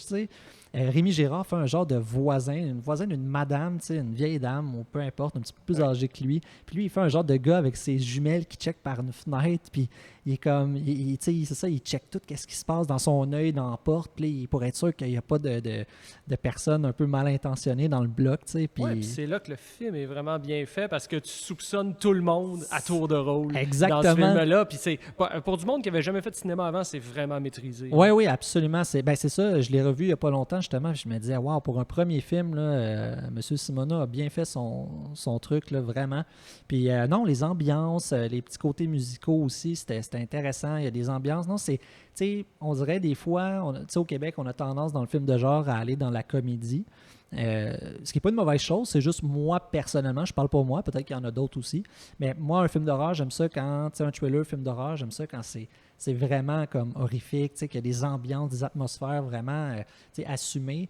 J'aime pas trop quand ça tourne à la comédie trop intense, fait que ça, c'est un goût personnel, mais ça, j'ai trouvé ça le fun dans ce film-là, puis c'est pour ça que je l'ai choisi, parce que je trouvais que c'était rare un bon thriller ou film d'horreur québécois, surtout pour un premier film qui sort en 1982, c'est pour ça que je l'ai mis dans mon top 3, donc voilà, c'est mon premier film. Ben, c'était un excellent choix, bravo. Ben, je vais enchaîner avec le mien à ce moment-là. Là, je vous avertis tout de suite, ça va avoir l'air cliché un petit peu, parce que j'ai choisi Mon oncle Antoine. T'sais, pendant comme plusieurs décennies, ça a été considéré comme le meilleur film canadien de tous les temps. Fait que de commencer un top 3 de films québécois en disant, ben moi, je vais vous parler de Mon oncle Antoine, OK, ça fait un peu... ça fait ce que c'est, OK, mais je vais l'assumer, parce que pour vrai, c'est vraiment un film que j'aime beaucoup. Déjà... Il faut comprendre le contexte aussi, qui était le contexte, tout ça, du cinéma direct québécois, les documentaires qui allaient à la rencontre des gens un peu partout au Québec qui redécouvraient des métiers traditionnels. Tout ça, c'était un peu un témoignage sur une espèce de Québec d'antan qui était en train de disparaître. Puis mon oncle Antoine, c'est ça. Mon oncle Antoine, de la façon que je le vois, c'est vraiment comme qu'est-ce qui se serait passé si les personnages du cinéma direct, pas seulement les artisans, mais vraiment toute la gang du cinéma direct, les Alexis et tout ça, les Horace Lalancette et tout ça, se disaient, on fait-tu un film de fiction? Pour moi, Mon oncle Antoine, c'est ça. Parce que si tu t'y attardes, pour vrai, tu te rends compte que c'est loin d'être un film qui est parfait, là. Surtout au niveau de l'acting. Il y a beaucoup d'acteurs non professionnels, puis il y en a des fois que c'est un peu tout croche. Mais ça marche si tu te mets dans l'optique de se dire, OK, c'est vraiment des bonhommes du Québec profond qui sont sortis de là, puis qui ont dit, OK, on fait un truc, on fait un film sur, justement, une espèce de Québec d'antan qui est en train de partir. Parce que l'histoire de Mon oncle Antoine, c'est ça. Ça se passe à Black Lake, dans les cantons de l'Est, à l'époque de Noël. Puis tu as un petit gars qui s'appelle Benoît, qui est hébergé par son oncle, le fameux oncle Antoine du titre, qui est joué par Jean Duceppe. Et puis là, il va arriver quelque chose parce qu'eux, en fait, c'est la famille qui s'occupe du magasin général. Donc là, comme c'est la période de Noël, ben là, ils sont très occupés, mais ils s'occupent aussi de la morgue. Et là, il y a un petit gars qui vit dans une ferme éloignée, qui décède, et là, ils doivent aller le chercher, prendre le cercueil, prendre l'attelage avec les chevaux, puis aller chercher le gars en pleine tempête de neige, en plein soir de Noël, tout ça. Et puis c'est un film qui est, moi, je trouve absolument extraordinaire. Parce que c'est vraiment une quête initiatique, en fait. C'est le personnage de Benoît, plus le film va avancer, plus il va découvrir toute la corruption autour de lui.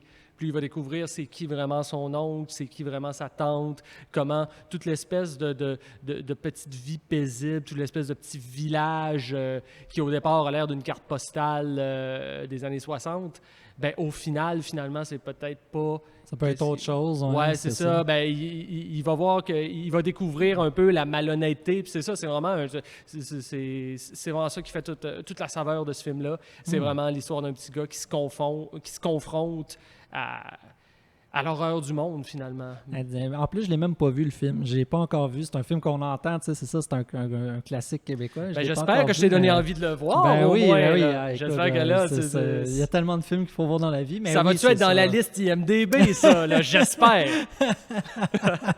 Aïe, aïe. Hey, excuse, je veux revenir sur les euros. Je vais vraiment rapidement. En fait, je voulais juste dire, c'est une petite affaire qui vient de me revenir. Je sais pas en quoi puis comment. Il aurait fallu poser la question, mais en tout cas, en finissant le film, j'ai regardé le générique, tu sais. Puis, à un moment donné, j'ai vu comme il y a un écriteau qui apparaît, c'est écrit « consultant ». Et là, quel nom que je ne vois pas apparaître? Jean-Claude Lard. consultant pour les yeux rouges. Fait que là, je fais, ah ouais, c'est de quoi que je savais pas, tu sais. Fait que... Ben, ça tombe sous le sens. Je veux dire, qui à l'époque avait fait ce type de film-là, ou pas exactement ce type de film-là, mais du moins quelque chose qui s'en approchait, c'était Jean-Claude Nord. Ouais. L'affiliation, je la vois parfaitement. Non, mais moi aussi, mais ça m'a étonné quand même. Tu sais, je savais pas qu'il y avait eu un lien à cette époque-là. Fait que j'ai comme resté surpris sur le coup. Mais en tout cas, je trouvais ça le fun de le mentionner. C'est le genre de petites affaires qu'on aime dans le cinéma, tu sais, que c'est des petits hints comme ça. Là. Moi, c'est de quoi qui me fascine avec le monde du cinéma. Fait que, vrai, je voulais pas passer outre. Ben, maintenant que c'est conclu avec les yeux rouges, quel est ton deuxième titre? Mon deuxième titre, j'ai choisi No de Robert Lepage. Film de 1998 ou 16. En tout cas, j'ai un petit blanc ici. Là. Il me semble que c'est 98 ou 96. Là. 98 de mémoire. Puis, un film que j'ai beaucoup aimé, en fait, c'est un film que j'ai découvert par une professeure quand j'allais au cégep. Donc, il y a déjà à peu près une dizaine d'années de ça. Puis, dans le fond, la prof nous avait montré ce film-là. Je me rappelle parce que, en tout cas, je ne sais plus pour quelle raison, mais dans le cours, pourquoi, mais je sais qu'elle nous avait fait voir une pièce de théâtre à un moment donné aussi, tout ça, puis tu sais, bon, c'est sûrement pas anodin qu'elle nous a montré tu sais, metteur en scène de film, oui, mais Robert Lepage vient beaucoup plus du théâtre. Oui.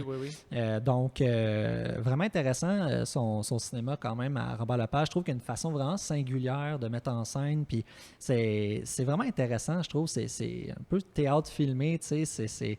En tout cas, puis j'aime beaucoup la performance d'Anne-Marie Cadieux. C'est un film, ça fait vraiment longtemps que j'ai pas vu, malheureusement, parce qu'il est un petit peu dur à trouver. Mais je me rappelle avoir beaucoup aimé ça. Il y a Alexis Martin aussi dans le film. Puis en gros, ça se passe, c'est un peu comme un film qui joue en alternance entre justement le personnage d'Anne-Marie Cadieux qui s'en va au Japon dans une exposition à l'exposition universelle de 1970. Puis pendant ce temps-là, il y a Alexis Martin je pense qu'il est son chum, quelque chose comme ça. Puis là, c'est ça, là-bas, elle apprend qu'elle est enceinte, blablabla, puis il se passe plein de choses. Puis lui, il reste à Montréal, puis lui, il s'embourbe dans genre une affaire sur... il devient comme un terroriste avec le FLQ ou quelque chose comme ça. Fait il y a comme des choses vraiment intéressantes, tu sais. Il y a de quoi tu sais, qui parle un peu, c'est ça, il y a comme un aspect du film qui parle de quelque chose de très artistique, mais de l'autre côté, quelque chose qui parle vraiment d'un côté historique, tu sais, québécois. Fait que non, c'est un film que je me rappelle, et puis il y a des scènes tellement drôles aussi, tu sais, des scènes vraiment le fun, tu sais, c'est comique, mais c'est tragique en même temps, il y a comme plein d'affaires un peu... moi, ce qui m'amusait dans ce film-là, c'est que il y a le personnage, la femme de l'ambassadeur là-bas, qui est poignée pour aller voir une pièce de Feydeau avec son mari. Puis lui, il trouve ça bien drôle parce que Feydeau, tu sais, c'est du vaudeville, c'est toujours des histoires de qui a couché avec qui, puis bon, tout ça, c'est un peu le principe. Mais finalement, puis elle déteste ça, ce genre de théâtre-là, mais plus le film avance, plus le film devient comme un vaudeville, lui aussi, avec toujours des espèces d'allers-retours très rythmés, avec toujours il va avoir aussi des histoires de, bon, qui a trompé qui, là. Puis, je trouvais que c'était bien amené quand même. Mais moi, ça fait un petit moment que j'ai vu ce film-là, mais c'est un chouette film. Un bon souvenir. Ouais, moi aussi, vraiment. Vas-y pour ton deuxième, mon cher. Ben, mon deuxième, écoute, là, les gens vont nous soupçonner de partialité, là, quand même, parce qu'on arrive avec un deuxième film de Yves Simoneau. Là. Oh. Donc, il est à l'honneur ce soir. Mais bon, écoute, c'est les hasards. On l'aime. Pourquoi être hypocrite? Hein? Assumons notre amour jusqu'au bout. Bref, je vous parle. Moi, j'ai choisi Dans le ventre du dragon, en fait. Ah, génial. Un autre film des années 80. En fait, c'est... Par rapport à Mon oncle Antoine, c'est un film qui te reconnectait un peu avec un certain Québec profond. Dans le ventre du dragon, c'est le film qui te déconnecte de tout. Non, mais c'est vraiment... C'est ce qui me fascine dans ce film-là, c'est que ça ressemble à rien du tout. Non, c'est unique. Ça ressemble à rien du tout. Je veux dire, je vous résume le scénario rapidement. On a trois gars, deux qui sont un peu plus vieux puis un qui est un peu plus jeune. Les deux vétérans sont joués par Michel Côté et Rémi Girard, et le plus jeune est joué par David Lahaye. David Lahaye, dans un de ses premiers rôles, David Lahaye imberbe. C'est un peu traumatisant, ça. On est habitué à ça de le voir avec 14 pouces de barbe d'en face. Mais là, imberbe, c'est presque une rencontre du troisième type. Mais enfin, bref. Donc voilà, ces trois personnages-là sont des livreurs de circulaires. Et le plus jeune de la gang, donc David Lahaye, pour se faire plus d'argent, il décide de commencer à tester des produits pharmaceutiques. Et puis là, il va être embarqué dans une sorte de recherche sur le cerveau, une espèce de personnage de savant fou joué par Marie Tifo qui veut faire des expériences sur lui et il se retrouve prisonnier de tout ça. Et là, les deux autres vont essayer de débarquer là où il est retenu prisonnier, dans l'espèce de laboratoire secret pour essayer de le libérer. Puis c'est un film... Quand je dis que c'est un film qui ressemble à rien, c'est que c'est un mélange extraordinaire de toutes sortes d'événements. C'est comme, tu prends de la comédie, tu prends de la science-fiction, tu prends des commentaires sociaux un peu, tu prends du thriller, tu prends des moments qui sont des moments de pure poésie des fois, où il te fait des associations, où il y a vraiment, tu décolles totalement de la réalité, puis... Mais tu prends tout ça, tu sacs ça dans un gros chaudron, tu brasses ça bien longtemps, puis ça donne dans le ventre du dragon. Et le plus incroyable, c'est que ça marche. Puis il y a une liberté de scénario là-dedans qu'on a rarement vu. Des fois, tu as des personnages qui débarquent, que tu te dis « OK, ça va aller vers là », puis finalement, les personnages disparaissent. Ouais, comme, c'est une espèce Michel de Côté dans ce film incroyable. Tellement drôle. Michel Côté est le personnage de Bozo. Qui est comme obsédé par sa femme. Il veut l'amener faire des cours de cha-cha. Mais ça est mélangé avec toutes sortes de sous-intrigues. Ouais, c'est vraiment fou. Moi, c'est vraiment unique en son genre. Si vous voulez voir de quoi qui ressemble à rien, qui est unique en son genre, Dans le ventre du dragon, c'est vraiment un film à voir. Là. Moi, j'ai toujours un plaisir de fou à regarder ce film-là. C'est vraiment un truc. Un truc extraordinaire. On dirait que les mots manquent pour comme. C'est dur le à truc parce que c'est un ovni. C'est une affaire. C'est passé dans le ciel à un moment donné, puis. Grâce à la technologie, on peut le regarder encore. Tu peux te le commander sur Internet si tu veux. Mais... c'est vraiment... non, c'est génial comme film, honnêtement. Vraiment cool. Donc voilà, moi, c'est mon deuxième choix, c'est Dans le ventre du dragon. Bon choix. Bon, allons-y pour le troisième. Moi, je suis allé pour, justement, on parlait tantôt, justement, avec Jules Falardeau. Eh bien, j'ai choisi un film de Pierre Falardeau. Cette fois-ci, je suis allé avec, dans le fond, 15 février 1839. Pourquoi 15 février 1839? Pourquoi j'ai choisi ce film-là, en fait? C'est drôle, hein, parce que j'y réfléchissais, puis je me disais... Moi, d'habitude, je ne suis pas le plus grand fan des films très dramatiques, très lourds, quand c'est trop triste ou trop, à un moment donné, surtout des films qui sont de même tout le long. Mais ce film-là, la première fois que je l'ai vu, puis encore, je l'ai vu comme 2-3 fois, ce film-là, puis à chaque fois, je trouve tellement que c'est poignant, ce film-là, puis c'est parce que c'est pas juste un drame historique, c'est quelque chose qui s'est réellement passé, mais ce que je trouve incroyable de ce film-là, c'est le thème en dessous, le fait que ce soit des hommes, parce que le film raconte en fait l'histoire des patriotes avant qu'ils dans le fond, la dernière nuit avant qu'ils se fassent pendre, pour certains, puis quand les Anglais ont gagné là, à l'époque, fait que puis tu sais, moi ça me fascine ce film, comment il joue sur le temps, tu sais, tout au long du film, ça joue sur le temps, sur l'entraide des hommes, puis un homme face à la mort, tu sais, c'est 5 hommes qui savent que demain matin ils vont mourir, tu sais. Fait que c'est vraiment un film incroyable, tu sais, les performances des acteurs, je les trouve bons, on retrouve notamment Luc Picard, on retrouve Julien Poulin, Benoît Dagenet, bref, on retrouve vraiment plein de bons acteurs. Puis tu sais, je trouve que, puis les scènes, comment ils sont filmées, il y a plein de petits détails qui font vraiment la différence dans ce film-là, dans, je sais pas, l'approche des personnages, l'approche du scénario, c'est vraiment bien fait. Puis la scène où quand ils se font pendre et tout, c'est juste magistral, puis non, il y a de quoi dans ce film-là qui vient me chercher, puis je trouve que historiquement, c'est un film sur les patriotes, c'est bon c'est bon à faire et c'est bon à voir, puis je trouve je trouve que Pierre Falardeau, il a vraiment fait un beau film, là, je trouve, avec ce thème-là. Fait que c'est pour ça que je l'ai choisi. Moi, tu vois, je suis plus un fan d'Elvis Gratton qu'un fan des films historiques. Quand tu as parlé de Pierre Falardeau, je suis plus fan des Gratton que fan de ces films historiques comme Octobre ou comme 15 février, parce que je trouve vraiment que quand il emploie la comédie, il réussit à varger tellement plus sur le clou. Ah il réussit oui. à tellement comme amener son discours politique encore plus loin parce qu'il n'y a plus de limite, parce que ça devient graton. Ben oui. Graton, c'est la folie. Là. Ben oui, C'est oui. incroyable. Mais je respecte énormément un film comme 15 février du Puis 139 Octobre, parce ouais. que c'est un film qui a été incroyablement difficile à produire parce que les institutions ne voulaient pas mettre une scène là-dedans. Puis au final, en fait, c'est un film qui a été fait sans l'aide de Téléfilm Canada. Il y a la SODEC qui a fini par embarquer parce qu'il y a eu une grosse campagne de pression, animée entre autres par Gaston Miron, le poète Gaston Miron, qui avait comme fait animer des événements, tout ça, pour essayer de soulever les foules puis de réclamer que ce film-là ait lieu. Puis finalement, la SODEC avait fini par lâcher un petit peu de bidou pour que le film se tourne. Mais vraiment, c'est tout à l'honneur de Falardeau d'avoir réussi à aller jusque-là. Parce que, tu sais, comme tu dis, des films, c'est patriotes, il n'y en a pas une tonne, puis il n'y en a pas juste eu des bons. Hein? Non, Fait que, c'est ça. Ouais. Fait que, non, je trouve que c'est... Non, c'est ça, il a bien fait ça, puis je trouve que c'est vraiment... Non, j'aime l'ambiance, j'aime... Comme je dis, en plus, c'est ça, je suis pas du genre à être vraiment fan de ce genre de film-là, parfois, mais j'avoue que celui-là, il a son effet, là. Fait que ouais, beau film. Puis toi, ton troisième? Ben, mon troisième, en fait, j'ai choisi un film un peu plus récent que ceux qu'on a discutés jusqu'à maintenant. J'ai choisi À l'origine d'un cri de Robin Aubert. Ouais. C'est un film qui, moi, m'a charmé dès la première fois que je l'ai vu. Tu sais, on entend souvent dire que le cinéma québécois est très convenu, puis qu'on a peur d'aller dans des trucs qui choquent un peu trop, qu'on a peur d'aborder... d'aller dans des univers un peu trop hardcore, si on veut. Ce film-là, parlons un petit peu du scénario. C'est l'histoire d'un homme qui est dans la cinquantaine, Michel Barrette, qui est remarié avec une femme plus jeune, puis cette femme-là décède.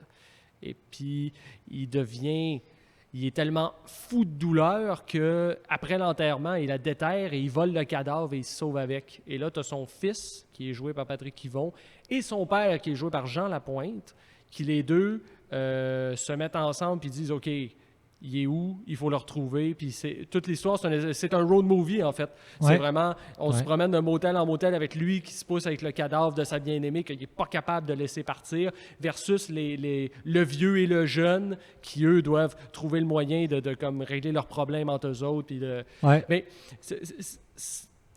on parle d'un film qui n'est pas convenu. C'est un film qui traite de thèmes incroyablement rough.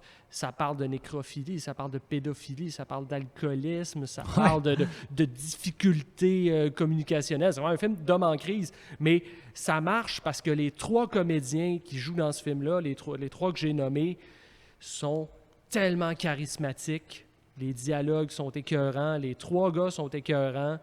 Les répliques, ça claque. C'est vraiment... Ouais, c'est franc. Puis c'est franc. Puis c'est vraiment... Puis honnêtement... Qui de mieux pour être franc que Robin Aubert? Ben oui, nous autres, quand on a fait L'Inquiétante Absence, on a fait une longue entrevue avec lui, puis c'est vraiment cool. Puis dans cette entrevue-là, c'est le fun d'en parler parce que c'est un truc qu'on n'a pas pu mettre dans le documentaire, mais on a abordé un petit peu À l'origine d'un cri, justement. Puis lui, il avait dit que pour lui, ça avait été un film très douloureux à faire parce que ça parlait de choses extrêmement personnelles. Ouais. Et puis c'est un film qui avait peut-être pas eu le succès escompté. Et puis, selon moi, c'est une très grande injustice parce que pour moi, c'est le meilleur film québécois des 10 dernières années. Là. Ah, il est très bon. Puis, c'est en plus, non, cet effet-là, tu sais, un film générationnel, intergénérationnel, tu sais, t'as un monsieur plus âgé, le père au milieu, le fils plus jeune, le petit-fils vis-à-vis Patrick Yvon et le petit-fils vis-à-vis Lapointe, tu sais. Mais oui, c'est beau, tu sais, puis il y a plein de scènes vraiment comiques en même temps, tu sais, il y a plein de moments vraiment comme... Mais, tu sais, c'est ça, c'est une famille que tu sens qu'ils ont eu des problèmes, ils ont eu toutes sortes d'affaires, autant au moment présent, tu sais, au moment du film, mais autant... dans le passé. Il trouve le moyen que ça ne devienne pas trop lourd malgré à quel point c'est tragique. Parce que comme tu dis, il y a quand même de l'humour, il y a quand même énormément de poésie, énormément de sensibilité. Il y a quand même... C'est un film extrêmement rough, mais avec une grande beauté. Oui, c'est ça. C'est vraiment original comme approche pour les thèmes, c'est vrai. Ouais.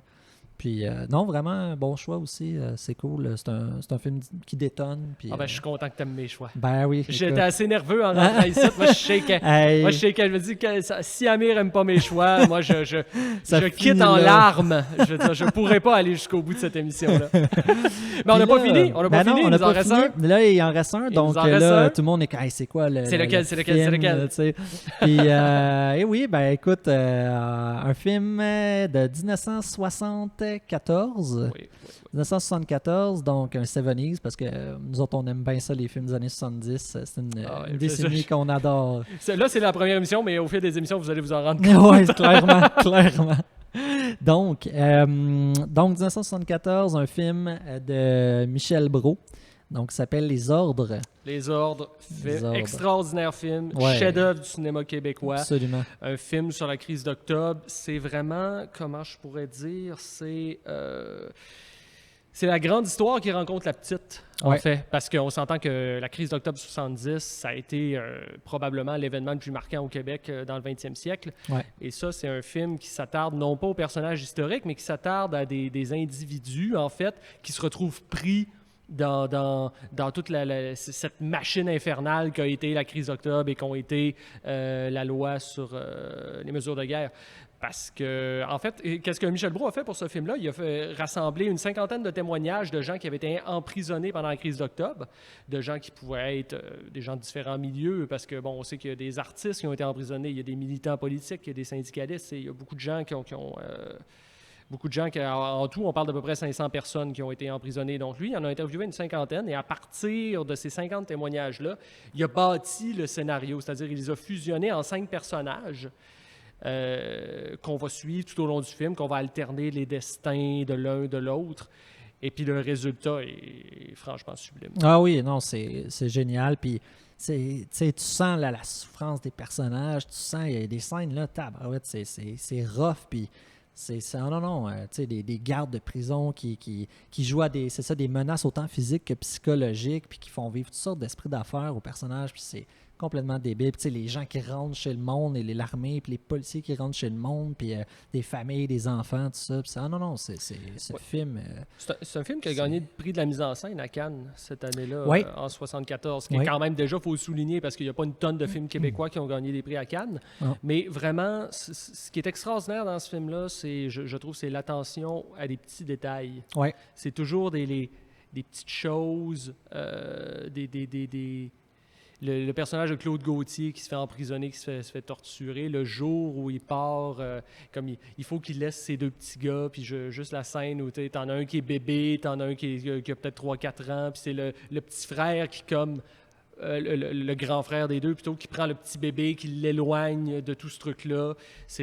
Ah non, Moi, dans ce film-là, honnêtement, je pense qu'il y a un de mes plans préférés de l'histoire du cinéma.